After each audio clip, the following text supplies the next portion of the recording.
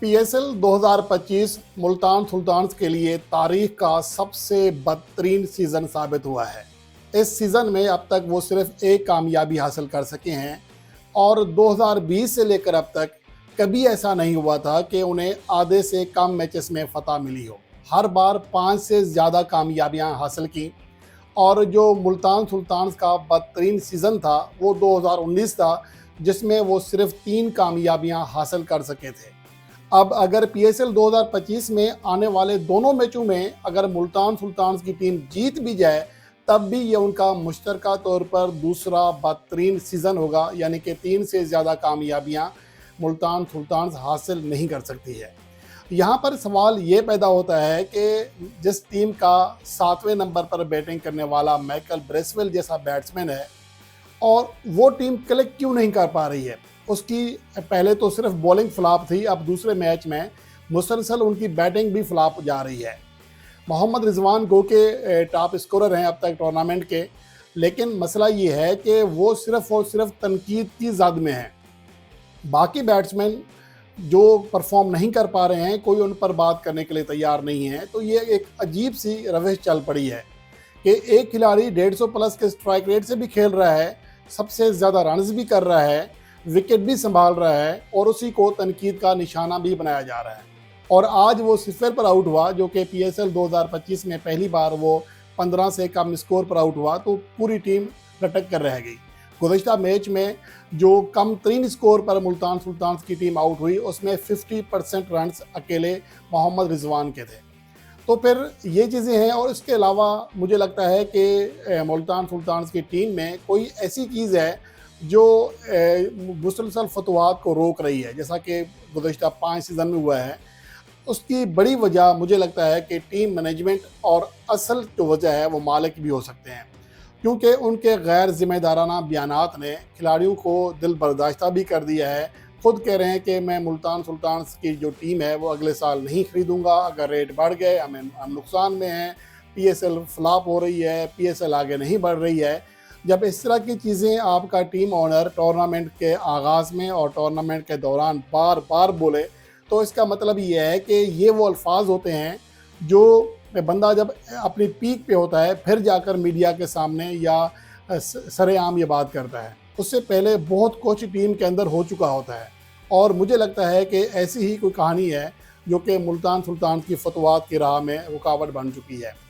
बहरहाल आज का अगर मैच देखें, इसमें कोयटा कराची किंग्स ने पहले बैटिंग करते हुए 200 से ज़्यादा रन्स किए, 204 रन्स किए, जो कि इस पिच के लिहाज से बहुत अच्छा टोटल था और इसकी तवक्को नहीं की जा सकती थी कि आज इतना बड़ा टोटल बनेगा। लेकिन मसला ये है कि कराची किंग्स ने जब पहला मैच था मुल्तान सुल्तान के साथ 235 रन का टारगेट चेस किया था, लेकिन मुल्तान सुल्तान तो उनके खिलाफ 205 रन का टारगेट भी चेस ना कर सके। और आज के अगर मैच की बात करें, एक तो पॉइंट्स टेबल की बात भी करेंगे, लेकिन उससे पहले मैच के ऊपर बात करते हैं कि आज डेविड वार्नर और टिम सिफर्ट ने 200 प्लस के स्ट्राइक रेट से आगाज़ लिया। विकेटें जल्दी गिर गई, बड़ा स्कोर नहीं किया, लेकिन मैंने पहले कहा था कि गुज़श्ता मैच जो कि लाहौर कलंदर में खेला था उसमें भी किसी प्लेयर ने 50 नहीं की थी और मासवाए एक बैटर के किसी ने 40 रन की हद भी पार नहीं की थी, लेकिन 200 प्लस रन का स्कोर जो है वो स्कोर बोर्ड पर सजा दिया था। तो T20 फॉर्मेट में अगर आप 14-15 गेंदों पर 28-30 रन करते हैं तो ये बहुत ज़्यादा कारआमद होता है, बाशर्त ये कि सारे प्लेयर्स परफॉर्म करें। ये नहीं कि अगर टॉप ऑर्डर में 2 बैट्समैन फ्लॉप हो गए या रन्स नहीं कर सके तो बाकी भी रन्स ना करें, तो इस तरह टीमें नहीं चलती हैं।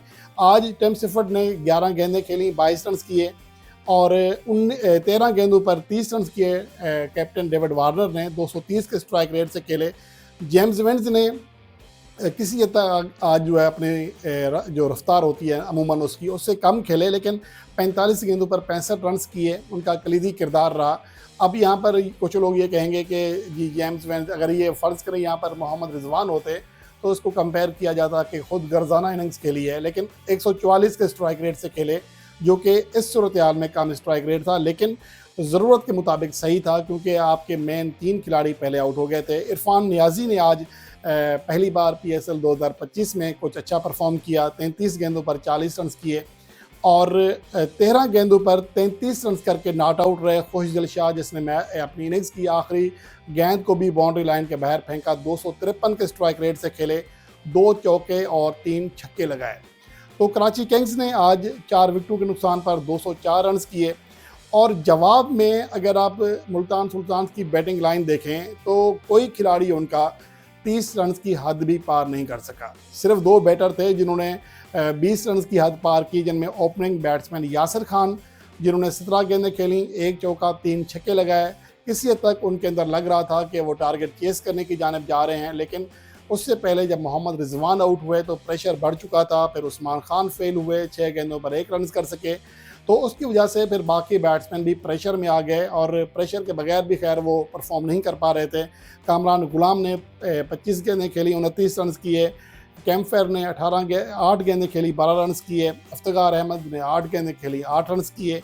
और माइकल ब्रेसवेल ने 5 गेंदें खेली, 2 रन किए। तो ओवरऑल पूरी बैटिंग लाइन फ्लॉप हुई है। एक बार फिर मुसलसल दूसरे मैच में मुल्तान सुल्तान की बैटिंग लाइन फ्लॉप हुई है। बॉलिंग तो पहले से ही काम नहीं कर रही थी, हर मैच में उनके खिलाफ रन्स बन रहे थे।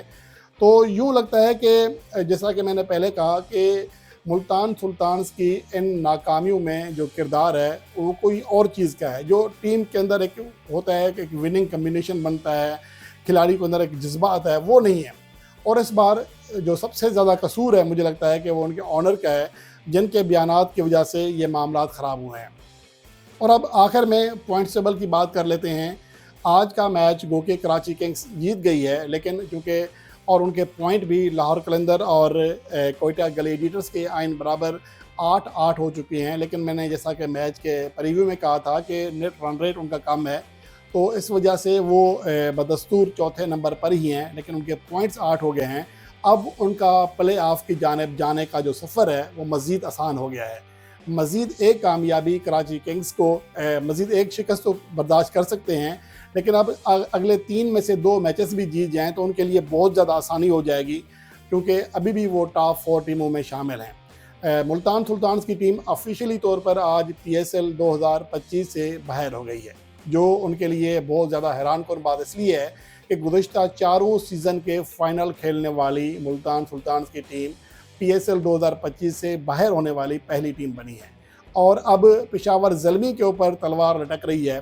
पेशावर ज़ल्मी और कराची किंग्स के दरमियान शायद किसी हद तक कहा जा सकता है मुकाबला है, लेकिन कराची किंग्स मुझे लगता है कि क्वालिफाई कर लेगी।